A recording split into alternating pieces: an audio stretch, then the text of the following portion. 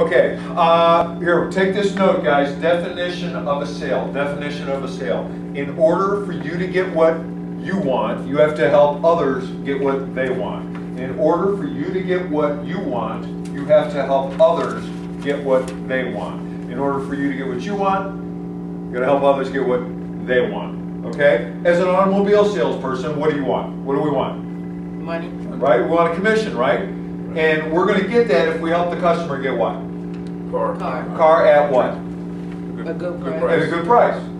Fill their needs and wants at a price within their budget. We're going to get what we want. So one of the definitions of the sale, in order to get what we want, we help others get what they want. If you do it in mass, you're going to make a lot of money. Second definition of sale is solving problems, overcoming objections. Solving problems, overcoming objections.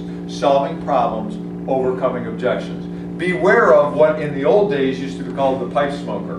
The pipe smoker walks into the dealership with a pipe in his hand. And then he puts it in his mouth and he doesn't say a word to you. So when you ask him a question, you don't know where his or her head is at. Right?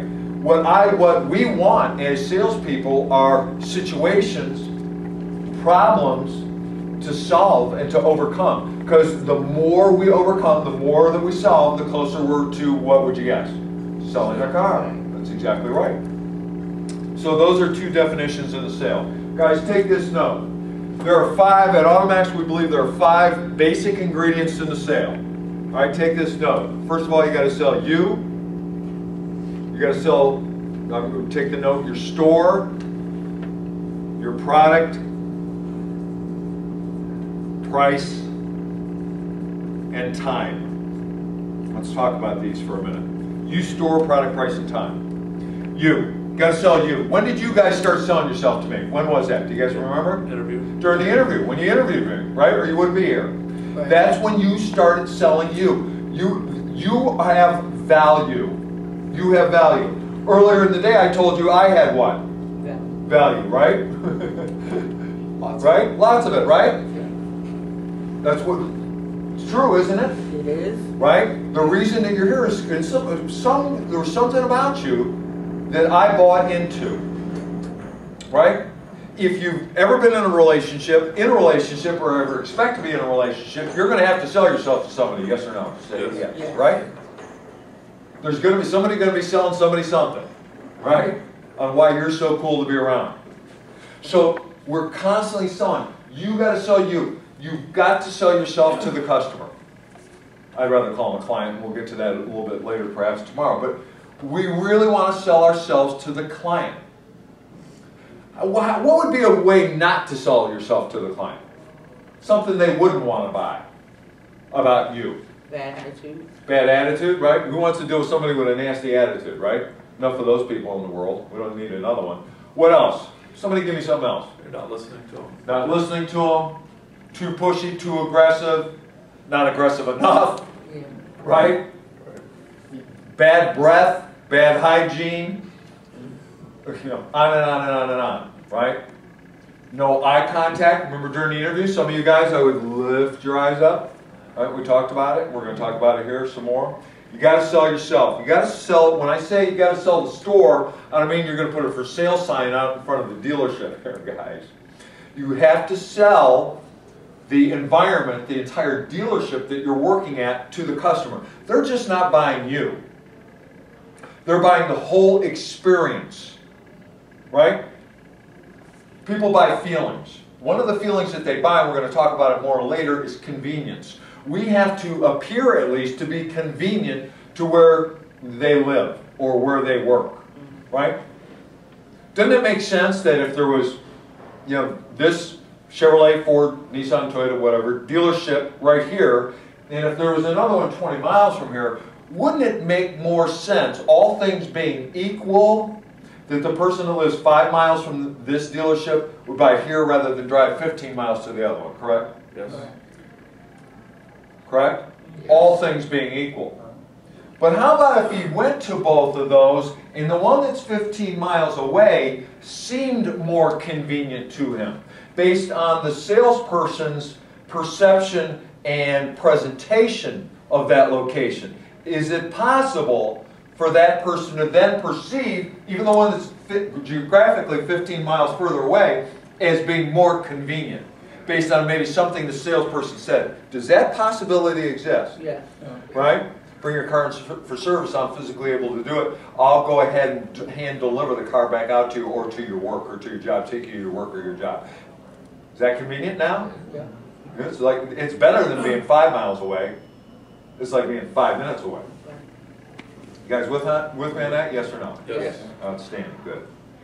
Product. We have to sell the product, obviously. We got to get around to selling the product. What are you going to need to know about the product to sell the product? You need to know.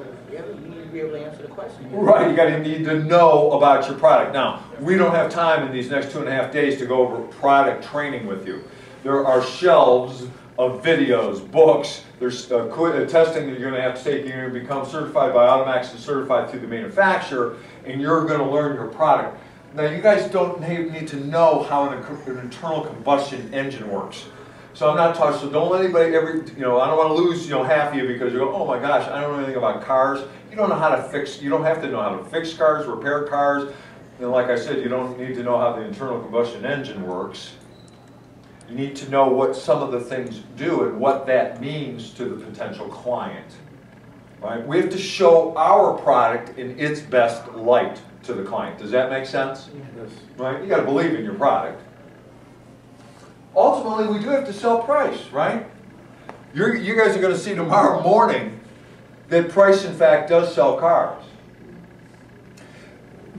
Would you guys agree that a really super low, cheap, bottom, cut, down to nothing, zero, below zero, nothing, no profit, loser deal, crazy, stupid price could overcome poor salesmanship? Does that possibility exist? Yes or no?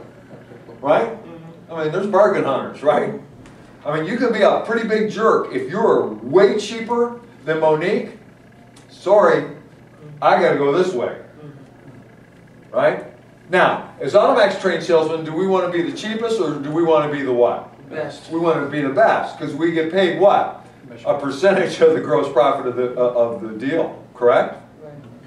So what I'm talking about here is the client's perception of the price, the value. If that client that you have perceives their money as being worth more than you, the place that you work at, and the product that you're selling, if they perceive their money as having more value or more worth than those three things, they will not buy from you. Right? But if you, the store, the product, and the price of our car, if all those things, if their perception of all those things then outweigh the perception of the value of their money, you're going to end up with what? Sale. A sale, which ultimately is going to pay you a what? Commission. A commission. And how you doing? All right? I mean, that's where we want to be, right? Time. What do you mean, Craig? What are you going to sell time? Well, guys, there's no way else to put it. This is now business. This is now business. When you guys have walked into a car dealership, right? Someone's approached you, what do they say to you usually? Just give me, can I help you? What do we normally say? No, I'm just No, I'm just looking, and all that baloney, right? Right. Folks, 90% of the people that walk into the dealership have already made a decision to buy a vehicle. They are not just kicking tires. All right? They've already made a decision. Within 72 hours of the point of that decision being made in their minds, they will buy from somebody. You may be the first part of that 72 hours, the middle part of it, or the end of it, but within that 72-hour time period of which they've made a decision to go purchase a car, they will do so. So we have to create urgency for them to do it now. Let me